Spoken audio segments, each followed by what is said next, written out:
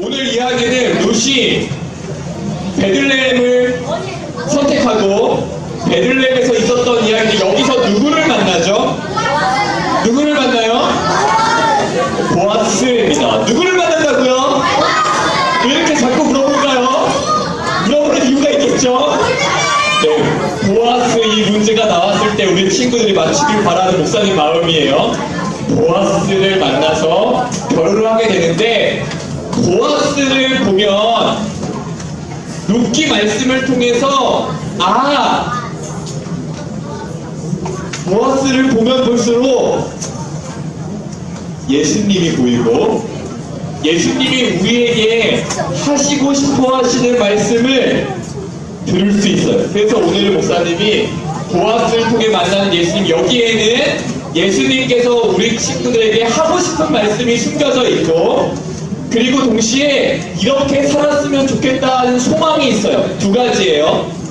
보아스를 통해 만나는 예수님은 예수님이 나에게 하시는 말씀, 두 번째는 이렇게 살았으면 좋겠다는 가치 있어요. 첫 번째 한번 읽어볼게요. 보아스를 통해 만나는 예수님이 오늘 나에게 하시는 말씀입니다. 난 특별해요. 다시 한번 따라해서 해볼까요? 난 특별해요. 너도 특별해. 네, 두 가지예요. 다시 한번 해볼게요. 난 특별해. 넌 특별해. 여러분 보세요. 룻이 믿음으로 결정하고 사랑으로 결정했어요. 믿음으로 결정하고 사랑으로 결정해서 이제 베들레헴으로 가면 아름다운 일이 생길 거야 라는 기대를 할 수 있지만 목사님은 베들레헴 땅에서 너무너무 외롭고 슬픈 룻을 만나게 돼요. 왜냐하면 한번 보세요. 룻기 2장 2절에 뭐라고 써있냐면 모압 여인 룻이 나오기에게 이르되 이렇게 나오고요. 룻기 2장 6절에는 사환이 대답하여 이르되 이는 모압 소녀인데 이렇게 이야기해요. 룻이 가는 곳마다 사람들이 룻 안녕, 룻 어서와, 룻 우리랑 함께 먹고 룻 우리랑 함께 지내자 이렇게 이야기해 주는 게 아니라 뭔가 차이점을 발견했죠. 룻을 말할 때마다 꼭 꼬리표처럼 이 이야기를 해요. 이 이야기 안 했으면 좋겠는데 무슨 이야기예요? 야 쟤는 모압에서 온 애야, 모압 사람이야, 이 이야기를 항상 하는 거예요. 베들레헴에 왔는데 베들레헴에 와서 베들레헴에서 이제 믿음으로 사람을 선택하고 살아보려고 하는데 계속해서 하는 말이 뭐예요? 야, 쟤 모압 사람이니까 우리 같이 이야기하지 말자. 왜요? 모압은 하나님을 믿지 않는 이방 나라, 이방 민족이어서 이스라엘 사람들은 이방 사람들과 이야기도 하지 않고 서로 마주보지도 않고 같이 밥을 먹지도 않고 우리는 이방 사람들과 같이 지낼 수 없어라고 늘 생각해 왔는데 거기 모압 여자가 온 거예요. 그러니까 항상 뭐라고 해요? 우리는 너 껴줄 수 없거든. 너는 저기 다른 데서 놀아. 다른 데서 살아. 이러한 부분이 있는 거예요. 우리도 혹시 이러한 마음이 혹시 있을지 몰라요. 나는 같이 놀고 싶은데 좀 밀어내는 걸 느낄 때가 있거나 아니면 반대로 내가 누군가가 왔을 때 이 친구들이랑은 너무 마음도 잘 통하고 신나고 재밌고 좋은데 어떤 친구들이 좀 우리 그룹에 오려고 하면 이렇게 밀어내게 될 때가 있어요. 나는 너랑은 별로야. 너랑은 별로 안 지내고 싶어. 너는 우리랑 좀 다른 게 있는 것 같아. 이거 내가 꼭 집어서 이야기할 수 없지만 뭔가 너랑은 잘 안 맞아. 이렇게 밀어내는 게 사람을 밀어내는 마음들이 우리 안에 있거든요. 그런데 딱 베들레헴 사람들이 그랬어요. 너는 우리랑 놀 수 없어. 우리랑 함께 할 수 없어. 너는 어느 나라 사람이야? 모압 사람이야. 무엇이 느껴져요? 차별이 있는 거예요. 차별이 있는 거예요. 베들레헴 땅에 차별이 있는 거예요. 그런데 보아스를 통해 만나는 예수님의 마음은 어떠한 마음이냐면 한번 보아스가 처음 룻에게 어떻게 이야기하는지 한번 읽어볼까요? 보아스가 시작. 보아스가 룻에게 이르되 내 딸아 들으라. 이건 사랑이 담겨있고 가족으로 받아주는 언어예요. 너는 우리 가족이야. 우리 밭에서 얼마든지 이상을 주어도 괜찮아. 너는 우리랑 다르지 않아. 나는 너를 차별하지 않을 거야. 하나님의 날개 그늘 아래 보호받기 위해서 베들레헴에 온 너를 우리는 받아줄 거야. 사랑하는 친구들, 이게 예수님의 마음이에요. 너는 특별해. 너는 너 스스로를 작다고 생각할 필요 없어. 너 스스로에 대해서 다른 친구들에 비해서 비교하거나 열등감을 가질 필요가 없어. 너는 특별하거든.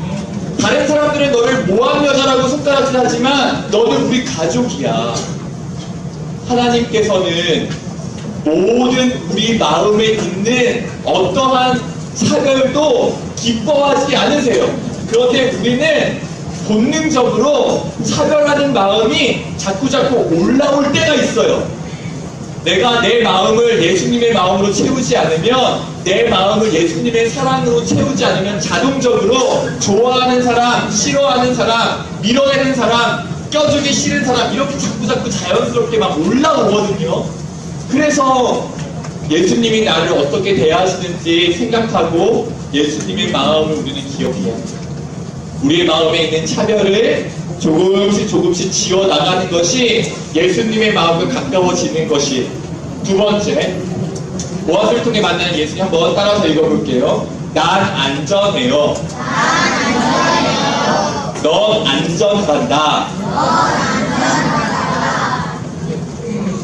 룻이 베들레헴에는 아는 사람이 누구밖에 없냐면 나오미밖에 없어요. 그런데 나오미가 힘이 있거나 능력이 있거나 룻을 보호해 줄 만한 강력한 보호자가 아니라 이제는 스스로 일을 할 수 없는 나이가 많이 든 할머니가 되었잖아요. 이제 룻이 어머니를 도와야 돼요. 그런데 문을 열고 밖에 나가면 아는 사람이 아무도 없는 거예요. 여러분, 아는 사람이 아무도 없는 바깥에 혼자 나가서 자기를 둘러싸서 자기를 쳐다봤을 때 그 마음을 이해하나요? 새롭게 전학 갔을 때. 그런데 그냥 또래도 아니고 그냥 조금 있으면 뭐 너 몇 살이야 하면은 뭐 동갑 친구가 아니라 베들레헴 땅에 아무도 알지 못하는 그 남자들 사이에서 룻이 가지고 있는 저는 목사님은 두려움이 있었을 것 같아요. 그때 보아스의 밭에 가게 되는데 보아스가 이런 말을 해요.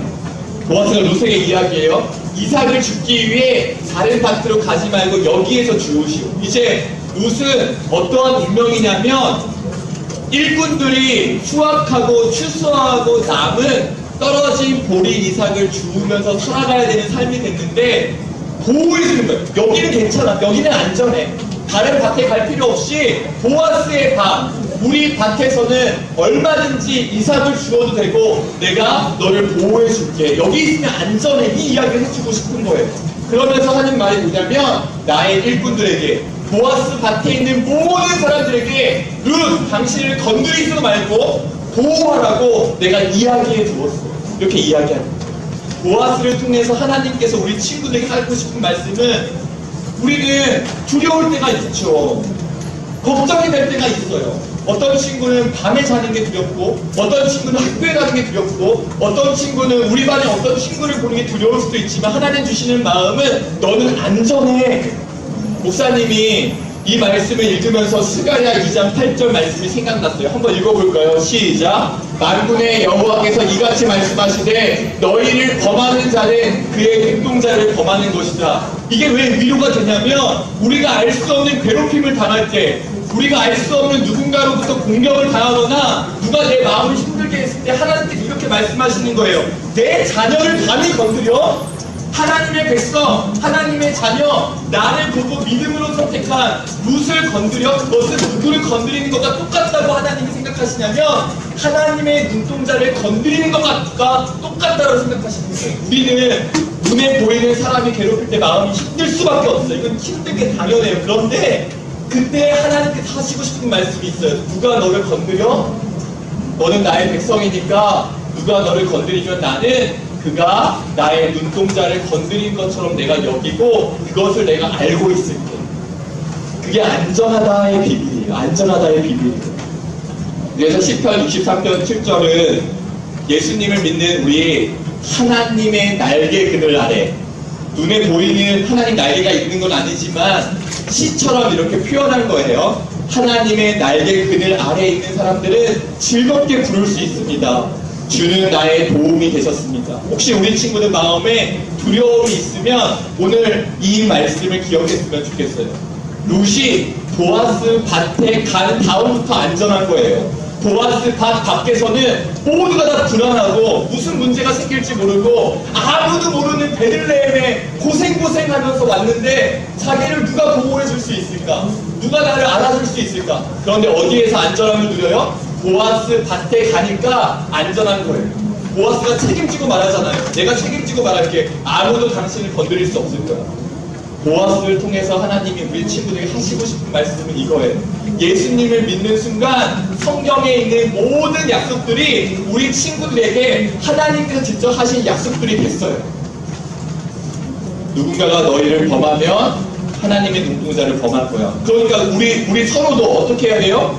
내가 교회 와서 일주일 만에 만났는데 뭐 이야기하다가 확 하려고 하다가 무슨 생각이 드는 거야? 아, 내가 이 친구를 괴롭히는 거, 이 친구를 때리는 건 누구의 눈동자를 범하는 거다? 하나님의 눈동자를 공격하는 거다. 이게 서로가 서로를 안전하게 지켜주는 말씀이면서 누군가가 우리를 괴롭게 했을 때 아, 하나님은 이렇게 나를 극진히 사랑하시고 나를 보호해 주시길 원하시는구나. 내 마음을 알아주시는구나. 그가 내 마음을 공격했을 때 마치 하나님은 하나님이 공격당하신 것처럼 여기시고 나를 보살펴 주시는구나. 이게 보아스를 통해서 우리에게 주시는 예수님의 말씀이죠. 마지막으로 보아스를 통해 만나는 예수님 세 번째는 한번 읽어볼까요? 시작. 내가 너의 고엘이 되어라. 첫 번째는 넌 특별하단다. 다른 사람들은 너를 모함 여자, 너는 어때, 너는 저기서 살아, 너는 누구야 라고 말할지 모르지만 하나님 편에서는 너는 나의 딸이야, 너는 나의 아들이야, 너는 나의 자녀야. 그리고 두 번째, 너는 그래서 안전하단다. 세 번째는 내가 너의 고엘이 되어줄게.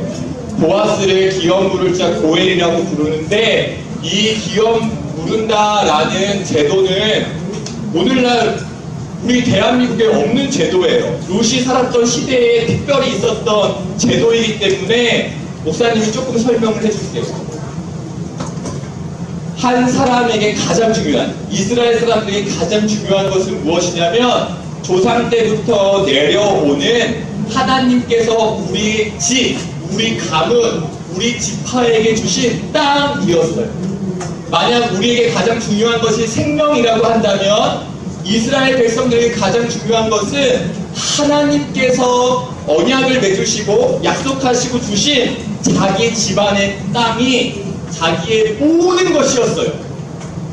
그래서 자녀를 낳으면 이 자녀를 상속자라고 부르고 자기 집안의 땅을 이렇게 계속해서 물려주면서 하나님의 언약이 이루어지고 있음을 눈으로 보는 거예요. 그런데 문제가 있어요. 나오미가 모압에 갔다가 베들레헴으로 돌아왔을 때 룻과 함께 살 수 있는 작은 거처를 마련했지만 엘리멜렉에 속한 땅, 기lum과 말론에 속한 땅, 하나님께서 엘리멜렉의 가문에 주신 땅은 잃어버리게 되었어요. 땅이 없는 거예요. 땅이 없다는 것은 이스라엘 백성 중에서 이제 끊긴다라는 거예요. 그 다음 없는 거예요. 이게 가장 절망이에요. 그 다음이 없어요. 미래가 없는 거예요. 그래서 하나님께서 이렇게 땅을 빼앗기고 땅을 잃어버린 하나님의 백성들을 위해서 특별한 법을 정하셨어요. 그건 뭐냐면, 야, 어떻게 그렇게 끊기게 하니? 가장 가까운 친척이 자기의 재산을 들여서 잃어버린 땅을 되찾아 주어라. 그러니까 나오미는 엘리멜렉에 속한 땅, 기lum과 아들에 속한 하나님께서 주신 땅을 자기는 다시 찾아올 수가 없어요. 아무것도 없기 때문이죠. 그래서 가장 가까운 친척이 대신 돈을 주고 그 땅을 사서 나오미의 후손에게 돌려주는 거예요. 이걸 고엘이라고 해요. 그래서 이 고엘을 설명한 단어가 대신 값을 치르다예요. 내가 값을 치러서 하나님께서 주신 땅을 획득해야겠는데 값이 없으니까 다른 사람이 대신 치러주는 거예요. 여기서 룻기 4장의 이야기가 시작돼요. 보세요. 이 사람은 보아스고 저쪽 반대편에 있는 사람은 룻에 가장 가까운, 나오미에 가장 가까운 친척이에요. 그리고 이제 대화가 시작돼요. 뭐라고 하냐면 가장 가까운 친척의 이야기를 한번 읽어볼까요? 시작. 그렇다면 그 땅을 사서 돌려줄 수 없어. 그렇게 했다가는 내 재산만 손해볼까 염려돼요. 하나님께서 가장 가까운 친척, 이름도 안 나와요. 하나님께서 이 이름을 기억하지 않으셨어요. 그냥 가까운 친척이 있었어. 이런 표현이에요. 가까운 친척이 있었는데 엘리멜렉의 땅이 있다고 하면 땅이 있어? 그러면 우리 집 땅을 늘릴 수 있는 기회인가 하고 가서 사겠다고 했다가 보아스가 설명을 해주죠. 이건 당신이 갖는 땅이 아닙니다. 당신이 갖는 땅이 아니라 당신이 이 땅을 사면 나오미의 상속자에게 돌려줘야 합니다. 이렇게 설명하니까 뭐라고 하는지 알아요? 나 그럼 싫어. 딱 이렇게 이야기해요. 그 이유가 딱 나오죠. 내 재산만 손해볼까 염려돼요. 무슨 뜻이에요? 땅이 있어? 나한테 유익이 될 것 같아요? 우리 집에 좋은 일 같아요? 나한테 기분 좋은 일 같아요? 그래서 갔다가 손해볼 것 같으니까 바로 등을 돌리는 거예요. 목사님의 이 가까운 친척의 마음이 때로는 우리 마음 같아. 교회 가면 좋은 게 있대. 예수님을 믿으면 좋은 게 있대. 좋은 게 있다라고 하고 얻을 게 있다라고 하면은 마음이 막 두근두근하고 얻고 싶었다가 갑자기 손해볼 게 생각나면 어떻게 해요? 그때부터는 끝이에요. 그때부터는 하기 싫어져요. 그때부터는 나의 것이 안 되는 거예요.